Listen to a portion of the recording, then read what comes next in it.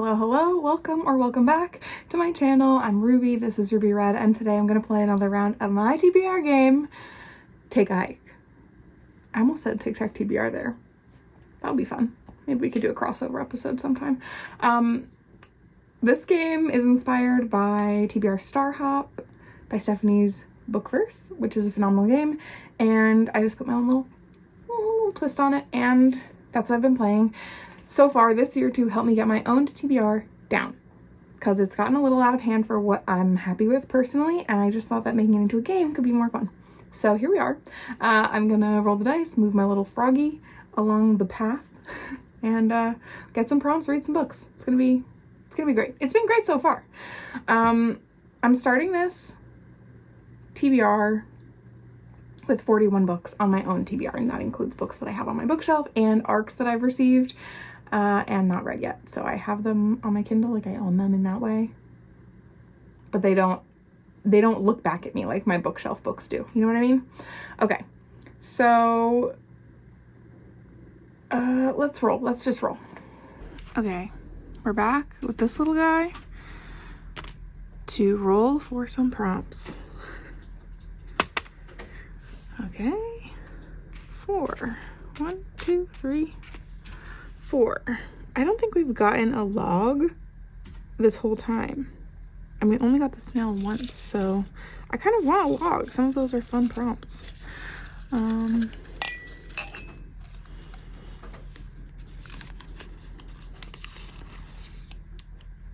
Oldest on TBR.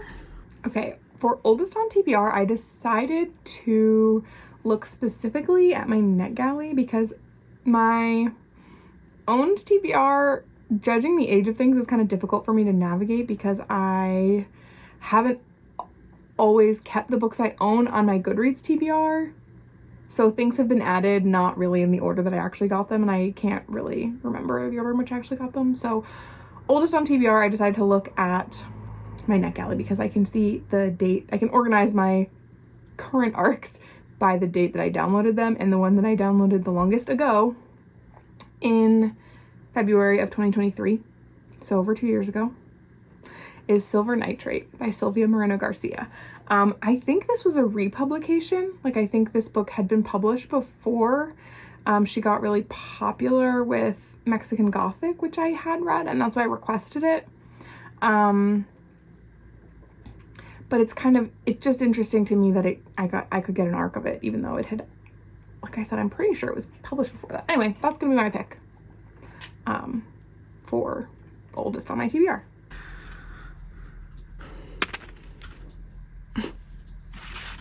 One. Now we'll pick from my leaf jar. I want this one. Okay. Oh, NetGalley again. All right, well, that's good, to be honest. For the prompt NetGalley, again, I have a lot that I could choose from, but I'm going to choose Moonbound by Robin Sloan. And this is a sci-fi kind of book that I was so excited to receive because I loved Mr. Penumbra's 24-hour bookstore, and then I loved Sourdough even more, actually, and I think about Sourdough kind of all the time, so I want to read Moonbound, okay? Okay, and I think that this is a book that's already been published, just like Silver Nitrate has, but I do have the ARC, so it's on my own TBR, but I think I'm gonna get the audiobook for this one, because I listened to Sourdough and really liked it, and because I like to have an audiobook, and that's sort of our best shot right now. You'll see what I mean shortly, I guess. Oh gosh. Oh, interesting. That was another 4. 1, 2, 3, 4. No logs. The logs are all like random prompts, like randomly generate a shelf or random Goodreads. Like there's a few like fun ones. Okay. I want this one.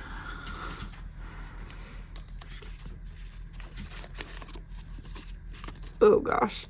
Average rating under 3.75. Average star rating under 3.75. This is like low rated, but I had very few books that have an average rating that low anyway. But what I decided to go with is Killer Potential by oh gosh, something Dietrich, I think.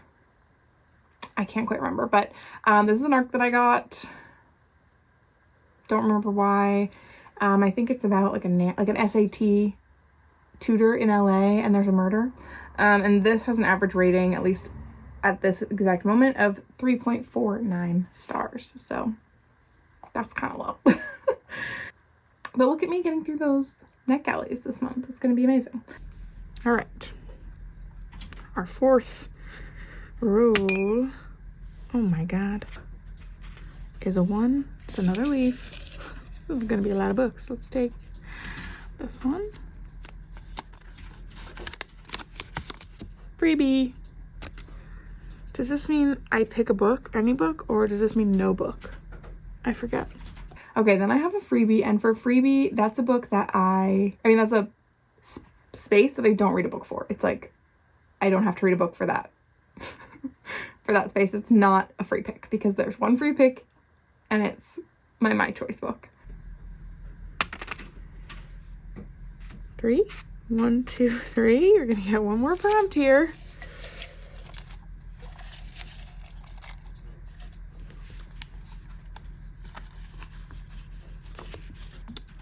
Another short book, under 300 pages.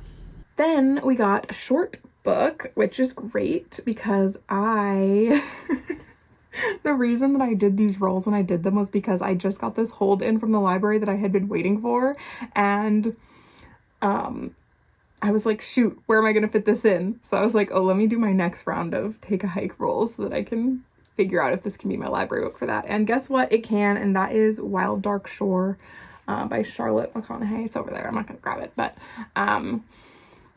I loved Migrations by this author, and I've wanted to read the Wolf book, but she just writes like very strong eco-fiction from what I've gathered about the books that I haven't read and from the one book that I did read. So yeah, I'm just excited to read this, and that is a library book, but I've got those 3 other arcs on here, so that's amazing. And it's 298 pages, my copy specifically, so under 300. Okay, and now we made it to the lookout where we get our free pick. Okay, and for my choice, I'm deciding that I'm gonna read another library book. Hear me out. I decided I needed to read a 30 by 30 because the time at which those books need to all have been read is fast approaching, and like I was sort of like, dang, I really can't go another month without reading another 30 by 30. So I decided to put my longest one remaining on this list, and that is Portrait of a Lady by Henry James. No. Is it Henry James or is it Thomas Hardy? I don't remember. And I don't remember why this is on my 30 by 30 list, but it is, and I'm gonna read it. I've actually already started it, and it's fine so far. So that's what I'm gonna be reading, okay? 41 books. And this is gonna hopefully knock 3 of them off. So theoretically, we could be seeing the high 30s. We could be very close to mid 30s. The goal is 12. 10 to 15, but 12. So, okay. I guess I have to start reading these books now, huh? Okay, I am gonna DNF this book so hard. I have read maybe 12% of Silver Nitrate by Sylvia Moreno Garcia, and I absolutely hate it. I am furious. I have a friend who has read this book, and I reached out to them to say, excuse me? And they agreed with me. So that made me feel good. I was like, am I hallucinating this book being so bad? And they were like, no, you're not. It really was bad, wasn't it? And then I did read some reviews because okay, let me back up. The book is like a horror something films, but it's so overwritten. It's so like over-explanatory. It's a textbook example of telling and not showing. You're just told absolutely everything, and everything's just explained to you in a way that is just so annoying, because you're like, why? Like, what are we doing here? What's the point of this? There are, film stuff is explained that, like, I just feel like when stuff like that comes into a like a book, I just like the author did so much research about a topic, they just want to pack all of the things they learned into the book, but like it's actually not relevant. It's not adding anything. It's actually massively taking away from understanding what the story is going to be when you just flood with like film history information. And yeah, I was extremely frustrated by that, as well as other like over explaining again of like different Mexican cultural aspects or places in Mexico, and just so over explaining it. Like, just give me context clues so that I can kind of get the vibe and let's keep going, you know? Horrendous. Because also what I had to text my friend about, because I was like, I'm getting an inkling that this might end up being like a romance, like the two main characters who I was like, I cannot read this book if they're going to kiss at the end. I cannot put myself through that, because it was so clear right from the get-go that it's like, it's a woman and a man. They were friends as children. She has a physical disability. I forget what something. She has a cane. She walks with a limp. And does she have like a deformity on her face? I don't know, something. But he you know, he got bullied or something as a kid, and so she like beat up his bullies with her cane, and so then they had to stick together. But like, he's so mean to her, and she knows it, and she's like, yeah, he only likes me when he doesn't have a girlfriend. And yet so anyway, and then I was reading some reviews to be like, what? And one of the reviews mentioned like worst romance ever, and I was like, romance? No, it can't be. And so I text my friend to be like, can it be? And they said, yes, it can be. Sorry, spoilers. Don't read this book. Awful. I read one book by Sylvia Moreno Garcia. I read Mexican Gothic, and I really liked it at the time. I feel like I doubt I would like it now. There is one like plot aspect that I really loved, and so I feel like that sort of overshadowed maybe any opinions that I would have had about the writing, because there's no way that the writing in that was like really good if this writing was so bad. So I don't really know what to say about that, but yeah, I barely got into this one at all before I had to say a goodbye. No way. Absolutely not.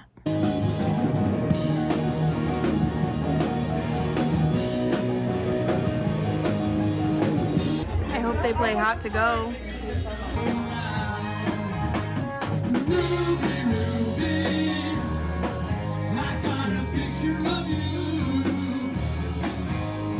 Okay, I just pulled up to the grocery store and I was listening to Moonbound on my way here, so I want to give some first impressions because I'm really enjoying it. It's science fiction, but it's like it's a science fiction set on Earth that's so far into the future that it's also like has some elements of a fantasy, and like almost feels like it's going to be like sort of Arthurian retelling, but in a new way. Basically our main character is a boy who's going on a quest, and the story is being narrated by this like AI that implanted itself in his shoulder when he encountered the tomb of like a past, I don't know, warrior in a spaceship. Like, it's so bizarre, but it's very entertaining. I really like the way that Robin writes, so even though I feel like I don't maybe 100% know what the heck is happening, I think that I will as things progress. Just checking on my tadpoles. Look at them, they're so big. They're so big. There's so many. Wow. Hold on. Who just showed up to the party? That's a frog, fellas. This is for the vlog. Wait, okay. Hang on. No, you have to start over. How dramatic are the clouds up there? This is not really conveying how dramatic they feel to me as a bystander. They just look like a painting. It's crazy. I also think it's really crazy and cool how, whoa, hey, hello. How you can see like the line of green like where the elevation of things leafing out is. I think that's spectacular and one of the best things on earth. So there you go. Happy spring. There's been an incident, which is that I don't know if I said this, I rolled these rolls when I did, like I wanted to get going on this episode because I had a book out from the library that I was really excited to read, and that was Wild Dark Shore by Charlotte McConaughey, which is my pick for the short book in this episode, but I had to return it. It had a lot of holds on it, so it wasn't going to be able to renew, and I didn't read for several days at the end of April, and that just like meant that there was just no way I wasn't gonna have time to read the whole thing. So I read just like 60 pages of it and I returned it, and so I have to pick a new book for that prompt because that one's not gonna count. And because I'm reading The Portrait of a Lady for my choice, which is a library book, it needed to be one of my books. I'm gonna read Orbital instead. I just went through my own TBR to see like what books did I have that were going to be short also, and you know what, this is one, and the sooner I read it, the sooner I can return it to Connor's mom. So although maybe Connor's supposed to read this too, so the sooner I read it, the sooner Connor can read it, and then it can go back to Connor's mom. Anyway, I'm gonna start this tonight. I'm so sad about the other book, but I put another hold on it. I'll get it eventually. Okay, so this is what it looks like now. Happy spring. Yikes. It's good, but it's also like, oh my god. Connor's going to empty the rain gauge. Yeah, the grass is a little cold. Yeah, Inch and a quarter. But I am reading Orbital, which is very weird. Actually, I'm not going to say anything else about it. It's very weird. And it was so nice yesterday that I was like, oh, I'll make myself a little treat. And I made like a pot of coffee and put it in the fridge. My feet are numb. I was like, oh, what a nice treat. I'm going to have iced coffee this week. It's freezing. It's not freezing, but it's only 50 degrees. It's not really. Well, that cold grass, the cold white grass feels like it's 1 degree. Look at that. The green and the blue. I knew this day would come. We had 8 inches of rain this week, and now look at them. Look at the green and the blue. God, I'm being healed. How beautiful is this? Little ephemeral waterfall. And this, how beautiful is this? All right, I am outside. It is fully sunny, so I can't see a thing, but I have some confessions to make. I read 2 arcs for Squash That series, so that video will definitely go before this one. I read 2 arcs, so my TBR should be down 2.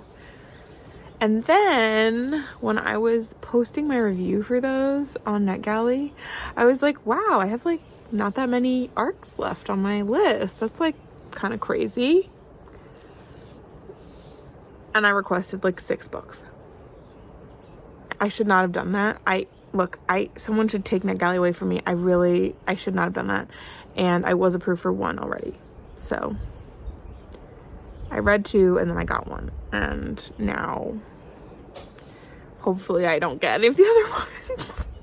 I was really very much only requesting books that I like really want to read though. Like hopefully it's gonna be fine, but that's my confession. Look at him go in the sunshine. He just chased away 2 turkeys that I was really hoping to communicate with. Oh, I see them coming back into the yard. That's good. Hello, Mr. B. Oh my gosh. Perfection. All of these pretty much just came up in the last like 2 days.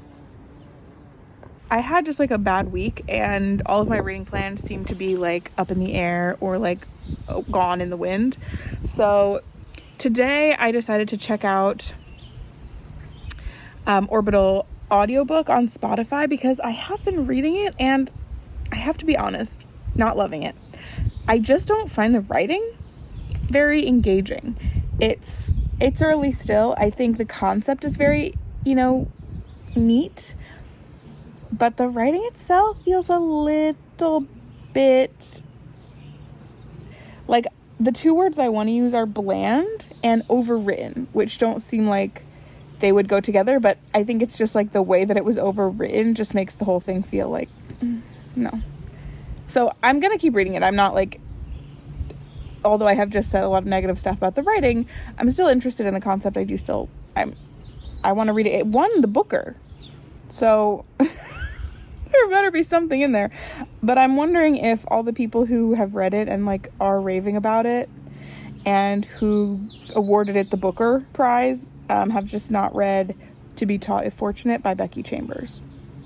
I'm just wondering about that because already I'm seeing that as an easy comp title, and that just had like a lot more going for it in my opinion. So that's the update on Orbital. The update on Moonbound is that I felt just very confused when I tried to go back to the audiobook. So I'm actually, I think, starting over. I'm gonna read it. I'm gonna read the ebook. I haven't been loving audiobooks lately. Like, I listened to one for Squash That Series that I really didn't care for. So I'm sort of like, okay, like audiobooks are not how I want to be reading books that I think like I could really love. Yeah, I'm gonna be reading Moonbound, the ebook that I have, and then I might get the audiobook for Portrait of a Lady. That's sort of like where we're at right now. I just finished my semester last night, so today's my first day of freedom. I'm trying to relax and enjoy it, and also, sorry about the wind, I'm trying to read so much, but I also have a bunch of projects that I want to get done, obviously, so stick around. 48.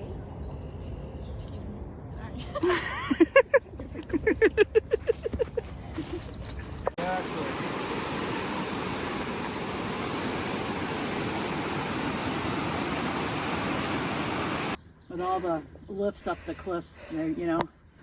I get 6 birds on Merlin so far. Nice. Oh, what's up? Hi, buddy. Where are you going? Marvin. What's up, my little man? Marvin, you can't go that way. You can't go that way. Good boy. Oh, who's such a good boy? Perfect. You think you can get down now, Carter? I don't think you can get down. But I can't get down. I'm kind of contorted in a weird way. I wish I had a better angle in my car to film, but I don't. So I was just trying to listen to Orbital again, and I decided I'm gonna DNF it. So here's the thing, it's not very long, so I really didn't imagine that I would be like giving up on it. But when I put on the audiobook again today, there's nothing in it that is holding me. And I feel very bad about this because obviously it's a book, it won the Booker. Like, that's big. That it should be something. Even if it's something that I like don't like, I think it should be something, and my feeling is that it is not something. So for me, I've been thinking about like why, as soon as I put it on and started listening, within like 3 or 4 minutes I was like, you know what, no. I know that I'm not gonna give this a high rating, like maybe something in the end is gonna, but I listened to more than half of it, and I've been thinking about what is not working for me, and so there's 2 things I think mainly. The first thing is that I like character-driven story, and there are characters in this, and we have gotten like so far, again, more than halfway through, we've gotten a little bit of the background of a couple of the characters, but it's so little and it's so not enough for me to care about their thoughts and feelings about living in space and being in space. Like, it adds no dimension to the story to me so far. Again, maybe it would change if I were to read the rest of it, but I'm not going to. I also, like, again, I think, and this sort of is also related to the character thing, like, it's got some interesting observations about spending time in space. The connectedness and disconnectedness together is interesting, but there's no characters that are making it interesting. I don't know. The main, like, the main point of the book seems to be, like, really illustrating with language that I think is meant to be beautiful, but to me reads flat. Reads as, like, the writing is very emotional, but there's no emotion. Because I don't care about the characters who are having these thoughts. Like, it's just, like, these are some people in space, and they're having all these really deep thoughts about connectedness and humanity, but it's like, but who are you? I don't care. This could be an essay. That's kind of how I feel about it, is that a lot of the points that it's making about, you know, borders being meaningless and, you know, one Earth or one beautiful planet, like, it could have been an essay. And so, even though it's a really short book and it's quite well loved, I don't know what is going on there. I don't know what's going on there. I'm over it. I want character work, and I want you to be saying something other than, like, this is our one planet, we're all one humanity, and we need to protect it. Like, there needs to be something else, because that's really not enough of a point for me. And maybe there is a point that I'm not going to get to because I'm not going to finish the book.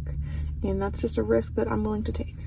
So, one more down. We've got a frog sighting. Look at him. Oh my gosh, so beautiful. Literally stunning. Okay, there's still some tadpoles. It's hard to see them because they're not moving. But, like, that's one. That's one. See them? So they're in there still, but there's barely any. So are they hiding because it's really sunny right now? Or are they late bloomers? What's the deal?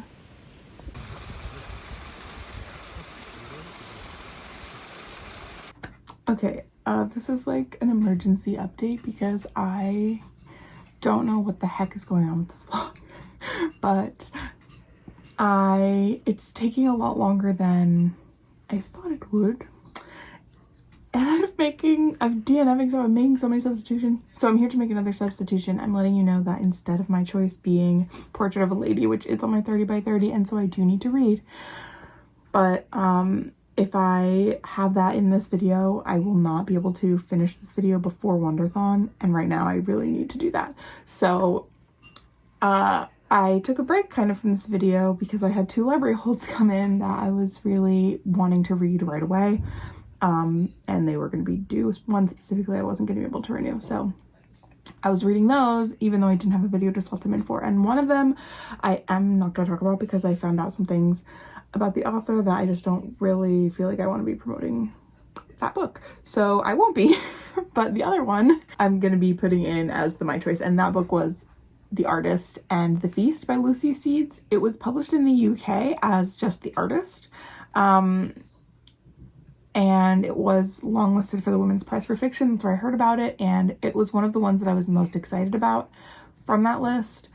And I tried to get none of my libraries had it. I don't know that at that time it had been published in the US yet. Whatever. I put a hold on it at my library, even though no library had it. You're still able to place a hold on a title, and then just be one of the first people on the line when it arrives. So I was. And this book surprised me because I hadn't realized that any of the libraries acquired it. And when it showed up at my library after months of me having it as a, you know, being on the wait list, like, it was a shock and a surprise. But I read it and I loved it. It's about a man, young man. Is that distracting? I don't care. It's about a young man, Joseph, who sort of wanted to be an artist, but then he kind of was like, he didn't have it.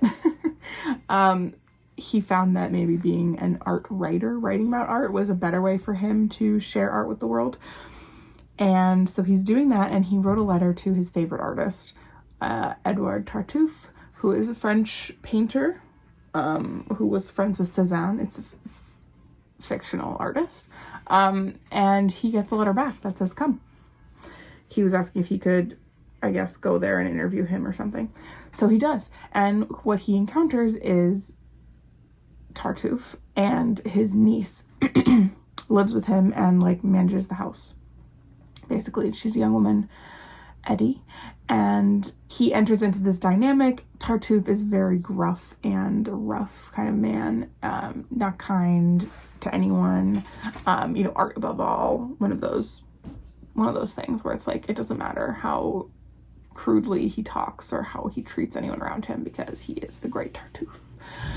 And so Joseph is just trying to, first of all, like, actually interview this man, who, like, doesn't want to talk to him.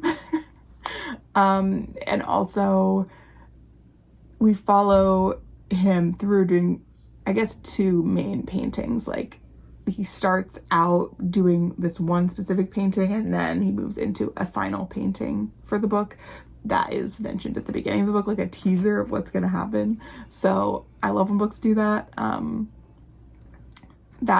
I love that amount of foreshadowing. I won't say what happens here. You're gonna have to read it if you want to find out. But something is mentioned in that first chapter, set in the future, set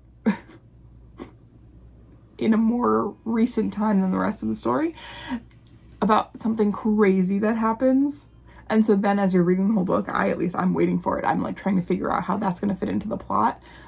So it's just like, it's something that would be considered a spoiler if I just told you, but because it's in the book, like, we accept that that's like a fun way to increase engagement with the story. Anyway, I loved it. It reminded me of 2 movies that I really love.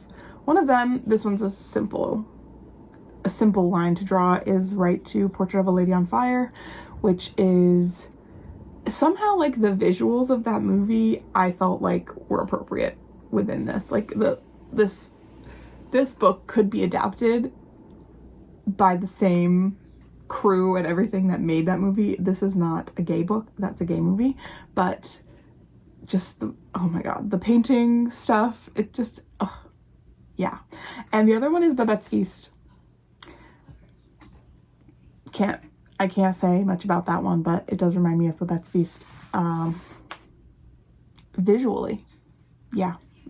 Anyway, fantastic book, wonderful choice. Me so glad that I was able to read it, and so glad that I have this My Choice book in my game to allow for spontaneity like this, I guess.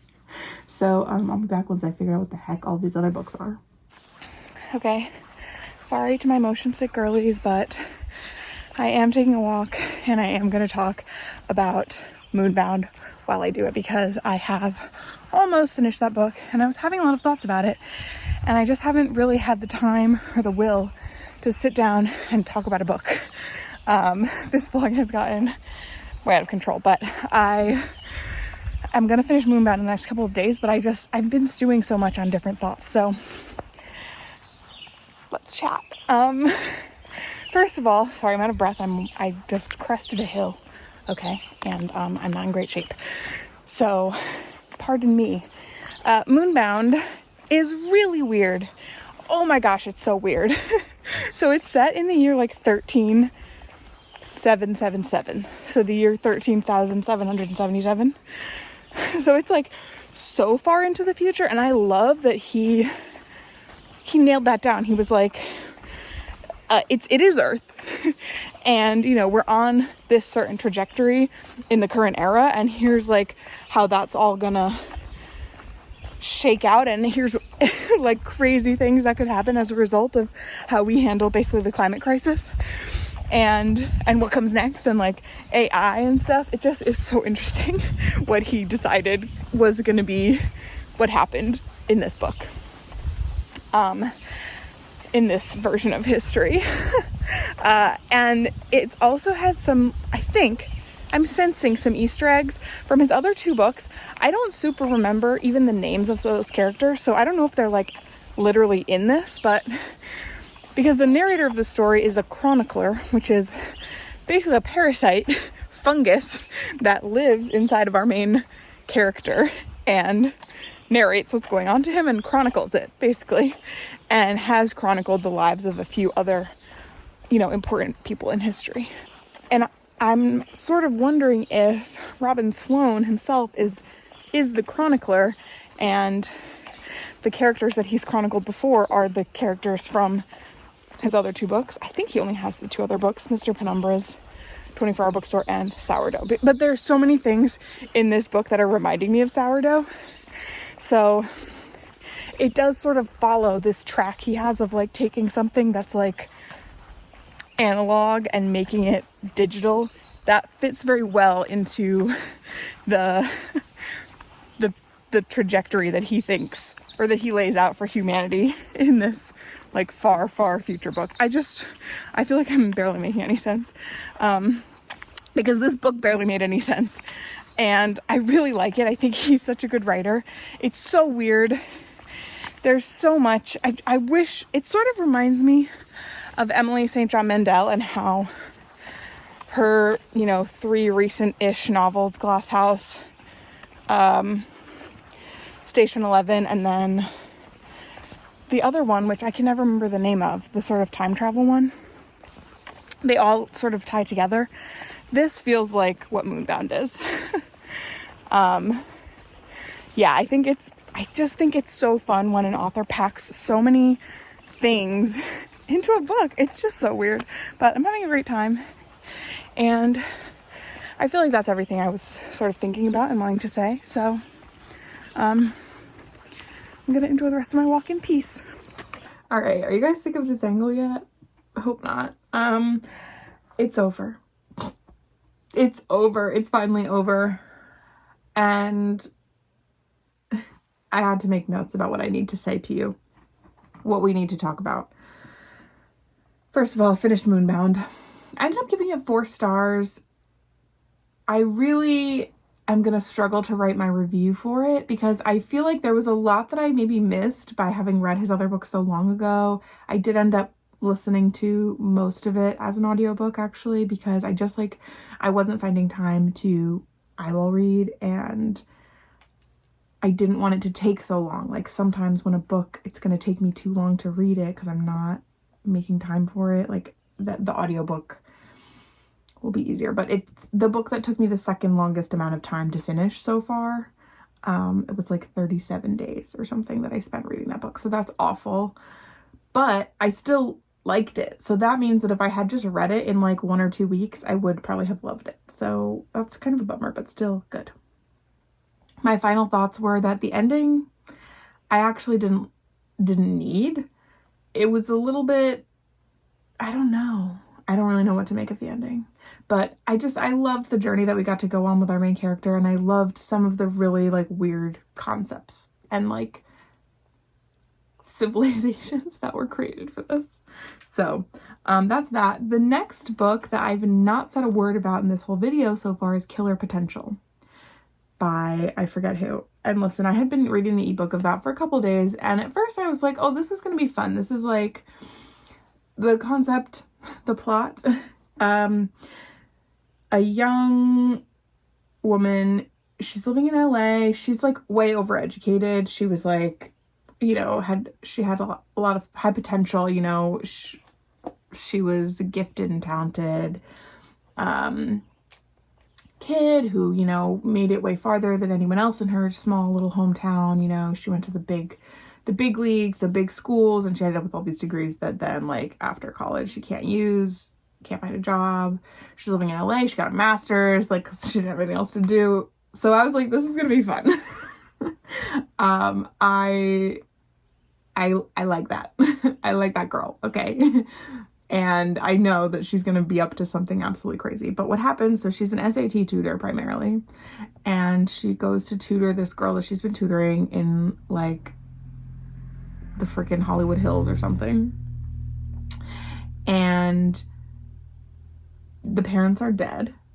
And she's like, oh God. So she does a U-turn. She's heading back to her car. She's like, I got to get out of here and then I'll call the police. but she's like, what if somebody's still here? You know, she had heard something, I feel like. And then as she's going back towards the door, she hears somebody talking from the closet saying like, please help me. And she's like, what? And she opens the closet and there's this like youngish woman tied up in there for what appears to have been like a very long time. So she unties her, and then the two of them are gonna go. She's like gonna make a run for it when the girl that she's supposed to be tutoring walks in and sees like the blood everywhere or whatever. And then like it just sort of turns into the two of them, the tutor and the person from the closet, go on the run because like I can't really explain why they did it, but they had to do it, so they did it. So up until then, I was like, wow, this is gonna be a ride. You know what? Hell yeah. Actually, hell no. I'm DNFing this book about 35% of the way in. The setup was really, you know, it was okay. It was good. I was intrigued. The character, and now this like prisoner in the house, and they're on the run together. But the other woman is not talking and is also good at crimes. Like keeps like being like, oh, I can get us a new car. Not saying that because she doesn't talk at all. She just leaves and then comes back with a different car. What? And just like the idea, like they're like just gonna stay on the run until they solve the murder and can clear themselves. By they, I mean basically this tutor, because the other woman is saying nothing and is like sort of handling the like the aspects of this, of being on the run, being undercover, because they're on all the news sites and everything that like most people would absolutely not be able to do. So it's just like very conveniently she has found this other person to do all the stuff that makes disappearing in America very hard, I guess. When you're also trying to like solve a murder, there was very little of that going on. Like I was kind of like, it seems like sometimes they're saying we're going to solve it, and then sometimes it's like we have to wait for the police to find who really did it, but like they're looking for you, they're not looking at. And then the final straw for me, because I was like, there was like some weird like sexy moment. Not really, but I was like, okay, I feel like the SAT tutor is like too into this woman who she rescued from being tied up in a closet. I don't really think her having these like attractive feelings makes sense or is appropriate in this situation. So, yeah, I just like at this point in this year particularly, if I'm reading this book and I'm like, I'm not gonna finish it. I'm gonna read something way better. I can't be messing around with all these 3 stars. This one, I mean, maybe would have ended up being like a 2-star. It has kind of a low rating for like a brand new book. Anyway, so that's 2 arcs that would be off my list. However, some other things happened. So I said earlier, after I finished Squash That series, I requested a bunch of things, and at that time I had gotten one of them already. Well, now I've gotten 3 more. So that's 4 new arcs I have. Although I did, I guess, between Squash That series and then this one, I finished 3 arcs in this video, so that's something.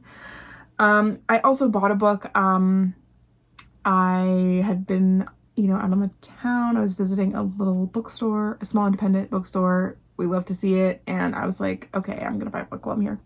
That's something that I don't want to stop doing. I like to buy a book from an independent bookstore when I'm visiting there. I don't always do it, but almost. And I don't want to give that up. So that happened, and we like it. I bought Eve by Kat. Oh God, Bohannon? Yeah, Kat Bohannon. I love the paperback cover, first of all. And this is something that I've been wanting to read, I've been interested in, and I think it's a book that I'll like to have, either because I want to pass it around or because I want to read it very slowly and really learn. So that's the book that I bought, plus the 4 arcs. Haha. So basically our final count is 42. And I think we started this with 41. So a lot has happened, but it's fine. I'm really happy that I got to share so many fun little outside clips. My tadpoles, loved sharing my tadpoles with you, all my little walks and hikes that I went on. Spring really sprung in this video, so I love that. I'm pleased with that, but 3 DNFs and then a 4-star and a 5-star. The Artist and the Feast, I gave 5 stars. I loved it. And Moonbound, I gave 4 stars, and I did not finish a single other book. So that feels bad, but it is what happened. So now I've got Wonderthon on the horizon, and I'm not going to be doing more rolls for this until that is over. But thanks so much for watching, and I hope that you've been reading better books than me in the time since we last spoke. And I'll see you in the next episode, or I'll see you before then for Wonderthon shenanigans.